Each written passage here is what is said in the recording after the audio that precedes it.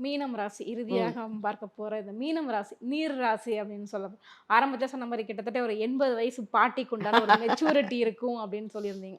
So இவங்க திருமண வாழ்க்கை எப்படி இருக்கும் மேம்? நல்லாருக்கும். ம். மீன ராசிக்காரங்களுக்கு திருமண வாழ்க்கை நல்லா இருக்கிறதுக்கு ஒரு மெயினான காரணம், அவங்க பொசசிவா இருக்க மாட்டாங்க. ம். ரொம்ப மெச்சூரிட்டி வந்துருதுல்ல. ம். அப்போ நம்ம பொசசிவா இருந்து எதையும் சாதிக்க போறதில்லன்னு அவங்களுக்கு தோணும். அதனால அவங்க வந்து சந்தேகப்பட மாட்டாங்க. ஹஸ்பண்டையோ, ஒய்ஃபையோ. இந்நேரத்துக்குள்ள வந்துரணும், இந்நேரம் என்ன செஞ்ச? எதுக்கு அங்க இருந்த? வச்ச? அப்படின்லாம் வந்து ஒரு சந்தேக கண் கொண்டு பார்க்கறது, கேள்வி கேட்கறது, அந்த மாரிலாம் இருக்காது.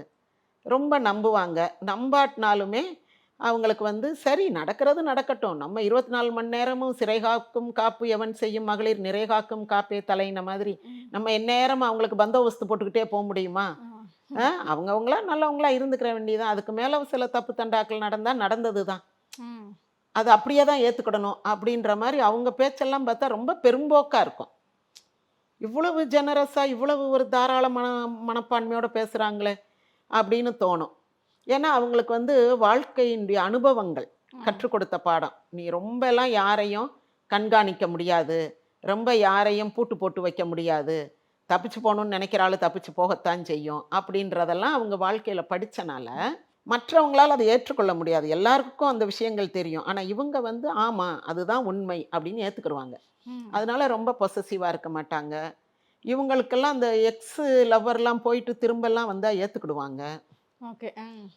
போய் வேற ஆள கல்யாணம் பண்ணி அங்க சக்சஸ்ஃபுல்லா இல்லாம திரும்ப வந்தா சரின்னு ஏத்துக்கிடுவாங்க. அந்த மன்னிப்போம், மறப்போம்ன்றதெல்லாம் இருக்கும். அத ஒரு பெரிய தவறா நெனைக்க மாட்டாங்க. என்னவோ அந்த நேரம் நம்மள விட அவன் பெட்டர்ன்னு நெனச்சு போயிருச்சு. ம். இப்ப வந்து அது பாவம் கஷ்டப்படுது. அவனுக்கு அதுக்கும் ஒத்து வரல. அந்த அளவுக்கு மெச்சூரிட்டி. ஆமா ம். கஷ்டப்படுதுன்னு உடனே சேர்த்து அவங்க வந்து கல்யாணம் பண்ணி பிள்ளையோட வந்தா கூட கூட வச்சு வாழ்வாங்க. ம். அந்த ம். ஒரு பரந்த மனப்பான்மை இருக்கும். நீ தான் போனேல்ல, இப்ப நல்லா கஷ்டப்படு, உனக்கு வேணும் ம். அப்படின்லாம் நினைக்க மாட்டாங்க. இல்ல நமக்கென்ன அந்த பிரச்சனை முடிஞ்சு போச்சு. நம்ம வேற பொண்ண பார்த்து கட்டுவோம் அப்படின்னு நினைக்க மாட்டாங்க. ஐயோ! பாவம் அந்த பிள்ளை கஷ்டப்படுது. அத அத நம்ம கொண்டு வந்து வீட்ல தாலி கட்டி ம். வச்சுக்கிடுவோம். ம். இனி வேற பொண்ணெல்லாம் கட்ட வேண்டாம். அப்படின்ட்டு அதுக்கு விருப்பம் இருக்கோ இல்லையோ இவங்க இறக்கப்படுவாங்க.